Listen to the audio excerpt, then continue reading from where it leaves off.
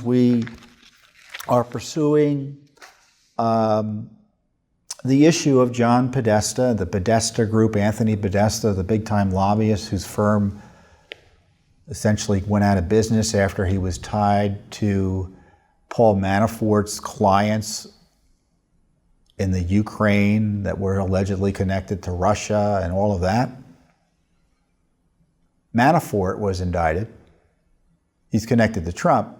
Podesta, a well-known Democrat lobbyist whose brother, John Podesta, obviously Hillary Clinton's one of top advisors over the years, including during her campaign, he hasn't been indicted.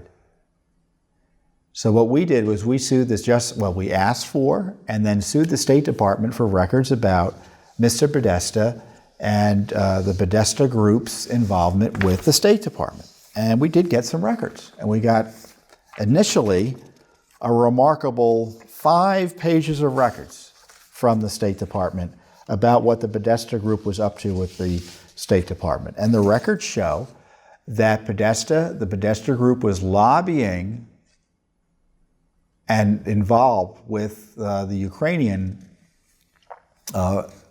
entity that was tied to Russia. It's called Party of the Republics, which was the Ukrainian political party that was really a Russia front. And they were representing them, the Party of the Regions. The March 2013 email shows that U.S. Foreign Service Officer John Teft, who would later go on to become U.S. Ambassador to Russia in 2014, they're writing about the Podesta Group, which they quote, is representing the Party of the Regions. So what happened is both Manafort and the Podesta Group, after the fact, had to file Foreign Agent Registration Act forms disclosing or reporting their lobbying activities for groups like the Party of the Regions and some other fronts associated with Ukraine. Only Manafort was indicted for not filing those forms properly and on time when he should have. The Podesta Group, again, this mega Democrat lobbying firm, was not indicted, nor was Mr. Podesta himself. And the other document shows that Anthony Podesta's brother, John Podesta, while he was, again, working at the Obama White House at the time in 2013, was helping lobby the State Department on behalf of his brother's firm and his brother's firm's client. So Anthony Podesta's Podesta Group represented the governor of Puerto Rico, who was trying to get Lufthansa and JetBlue to put some facilities, I guess, in Puerto Rico. They were competing with Mexico. And so the State Department documents show that the State Department was aware that John Podesta's brother was lobbying and representing the Puerto Rican government here, or at least the governor. And so the documents show that John Podesta is getting emails back and forth and agreeing to get some information and be there to help and talking for his brother in this lobbying effort. Now, I guess in theory, we want Lufthansa and JetBlue to invest in Puerto Rico rather than Mexico. We obviously want them to be doing business in the United States. And in fact, Puerto Rico was selected by those 2 airlines for the facility, the maintenance facility, in 2014. But the documents show that John Podesta was involved with his brother's lobbying firm, which raises questions about what other involvements he had with his brother's lobbying firm. And he was involved with doing work for the firm and advocating on the firm's behalf and the firm's interests while he was at the White House. Now, compare and contrast that to how the Mueller operation is handling the Trump team.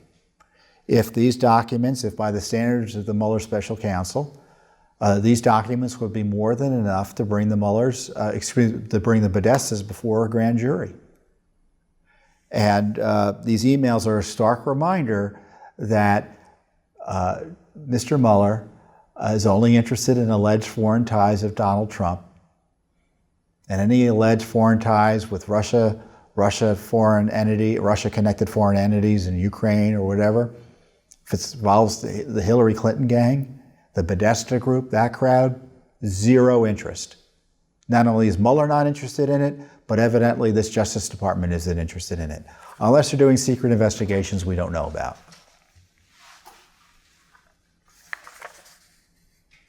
Again, these documents were obtained by Judicial Watch. They were not obtained by Congress. They were not obtained by the media. So we have documents out of the State Department showing the Podesta Group was involved with this Ukrainian front for the Russians, the same entities that Paul Manafort is being charged for representing. Charged in criminal court. Anthony Podesta isn't being charged. So, how do you like them apples? And it's Judicial Watch doing this work. I keep on saying we are doing the heavy lifting on this oversight. We have over 30 lawsuits in federal court trying to find out what was going on with this Russia scandal, who was doing what, were there abuses, what's the truth? And to that end, we get documents now and again that are pretty illuminating, including these new Podesta records. So to sum up again, we've got confirmation in the New York Times, the Trump campaign was spied on by the Obama FBI and Justice Department. We have detail that there are 13,000 records between Lisa Page and Peter Strzok that the Justice Department and FBI want to take 2 years to turn over. And now we have information out of the State Department, thanks to a Judicial Watch lawsuit, that confirmed that the Podesta Group was involved in talking to the State Department about Ukrainian issues, which are Russia-connected, obviously. Certainly Russia-connected enough to get Manafort convicted by the special counsel or indicted by the special counsel who is charged with investigating Russia-related links. And we also have the documents that tie John Podesta, a close Hillary Clinton aide, to both the Podesta Group and lobbying the State Department, perhaps improperly. Not bad for one watchdog group. Imagine if Congress spent as much time doing oversight as Judicial Watch does in pursuing these FOIA litigations and such.